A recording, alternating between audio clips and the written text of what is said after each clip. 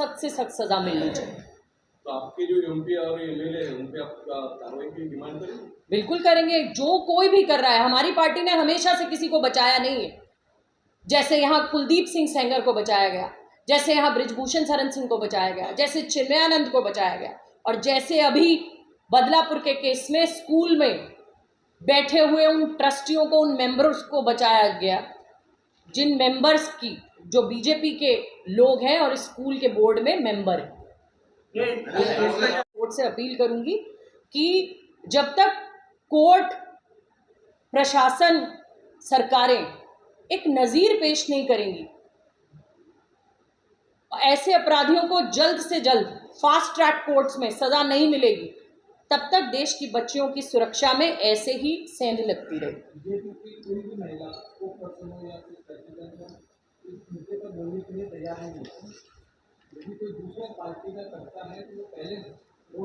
जी जी, देखिए, मैंने भारतीय जनता पार्टी के नेताओं का ये दोगलापन देखा है, लगातार मैंने ये दोगलापन उनका देखा है। वो हथनी के मरने पर बोलते हैं, लेकिन देश की दुर्भाग्य है कि देश की बच्चियों पर नहीं बोलते। ये इस केस में जो है तो सरकार साथ है, और हर किसी की आवाज को इसी तरीके से लगातार हम बुलंद करते रहेंगे, आवाज उठाते रहेंगे, ताकि बच्चियों को न्याय मिलता रहे और फिर से ऐसे बलात्कार के, शोषण के केस ना आ सके। क्योंकि आज जिस तरीके से देश जूझ रहा है, लेकर मणिपुर से लेकर कलकत्ता से लेकर उत्तर प्रदेश से लेकर महाराष्ट्र तक, देखिए गुजरात में इनका इतिहास क्या है। बिल्किस बानो के साथ बलात्कार हुआ, और बिल्किस को जिन्होंने रेप किया था उनको भारतीय जनता पार्टी ने अपने मंचों पर बिठाकर हार पहनाए। ये इनका इतिहास है, इनका इतिहास है।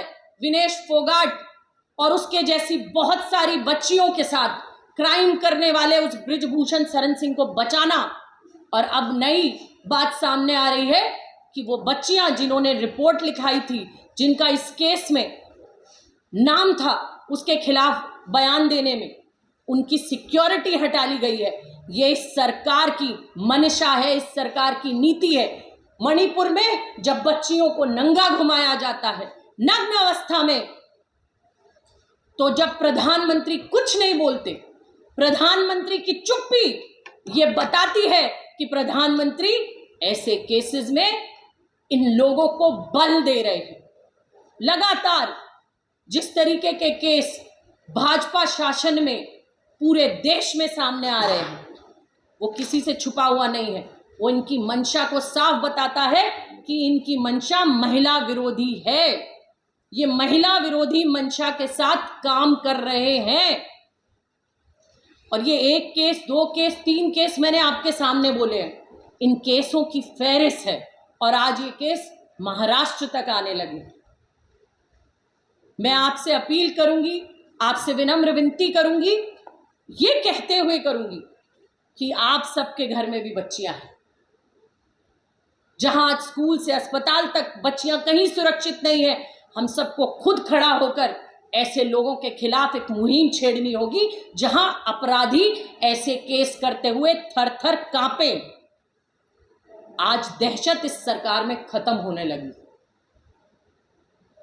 आपके माध्यम से मैं चाहूंगी कि आप लिखें, आप बताएं, और जनता को पता चले कि किस तरीके से ये अपराधियों को बचाने का काम कर रहे हैं। जब तक मुखर होकर हम इस बात को नहीं कहेंगे, तब तक ऐसे अपराध होने बंद नहीं होंगे। बहुत बहुत धन्यवाद।